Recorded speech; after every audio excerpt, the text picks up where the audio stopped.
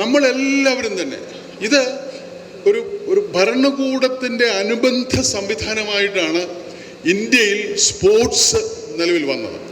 വളരെ കുറച്ച് സ്ഥാപനങ്ങൾ മാത്രമേ സ്വന്തമായിട്ട് സ്പോർട്സിന് വേണ്ടി തന്നെ വന്നിട്ടുള്ളൂ. അതിലൊരു പ്രധാന സ്ഥാപനം YMCA ആണ്. പല സ്പോർട്സുകൾ വികസിപ്പിച്ചത് YMCA ആണ്. YMCA അല്ലാതെ മറ്റ് 19-ാം നൂറ്റാണ്ടിൽ ഒരു സ്ഥാപനവും തന്നെ ഗവൺമെൻറ് മേഖലയിൽ നിന്ന് വ്യത്യസ്തമായിട്ട് സ്പോർട്സ് രംഗത്തേക്ക് പൂർണ്ണമായിട്ട് പ്രവർത്തിച്ചിരുന്നതായിട്ട് നമുക്ക് അറിഞ്ഞുകൂടാ. ഈ സ്പോർട്സിൻ്റെ ഈ വികസനം ഒരു സർക്കാർ പ്രവർത്തനത്തിൻ്റെ ഒരു ബൈ പ്രോഡക്റ്റാണ് ആയിട്ടാണ് നമ്മളിത് കരുതുന്നത്.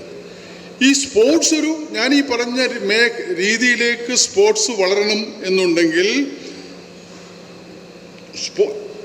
Sports cannot be achieved, excellence in sports cannot be achieved by government effort alone.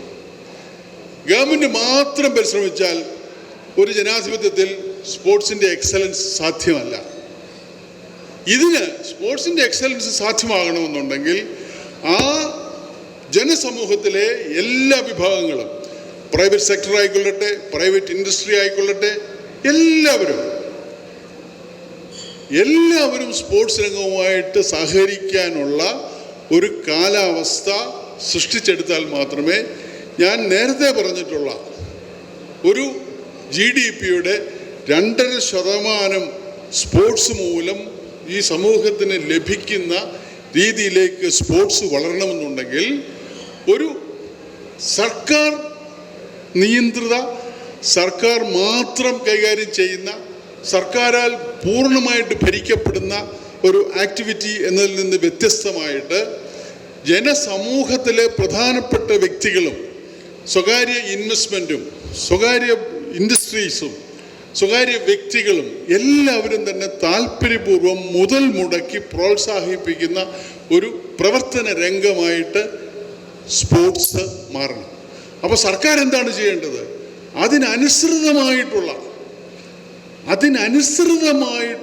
നിയമ സംവിധാന നിയന്ത്രണങ്ങൾ ആണ് സ്പോർട്സിന് കൊണ്ടുവരേണ്ടത്. അല്ലാതെ സ്പോർട്സ് എന്ന് പറയുന്നത് ഒരു സർക്കാർ മോണോപ്പൊളിയായിട്ട് നിലനിർത്താനുള്ള സംവിധാനങ്ങളല്ല, മറിച്ച് എല്ലാവർക്കും പങ്കെടുക്കാവുന്നതും എല്ലാവർക്കും മുതൽ മുടക്കാവുന്നതുമായിട്ടുള്ള ഒരു മേഖലയായിട്ട് സ്പോർട്സിനെ മാറ്റി എടുത്താൽ മാത്രമേ സ്പോർട്സിൻ്റെ പൂർണ്ണമായ വളർച്ച സാധിക്കുകയുള്ളൂ. മിക്കവാറും എല്ലാ ജനാധിപത്യ രാജ്യങ്ങളും, ഏതൊക്കെ ജനാധിപത്യ രാജ്യങ്ങൾ സ്പോർട്സ് രംഗത്ത് മികവുണ്ടായിട്ടുണ്ടോ, ന്യൂസിലൻഡ് മുതൽ ഓസ്ട്രേലിയ മുതൽ അമേരിക്ക, ഇങ്ങനെയുള്ള എല്ലാ രാജ്യങ്ങളിലും എവിടെയെല്ലാം സ്പോർട്സിൽ മികവ് സാധ്യമായിട്ടുണ്ടോ അവിടെ ഇങ്ങനെയാണ് ആ സ്പോർട്സിൻ്റെ വികസനം സാധ്യമായത്.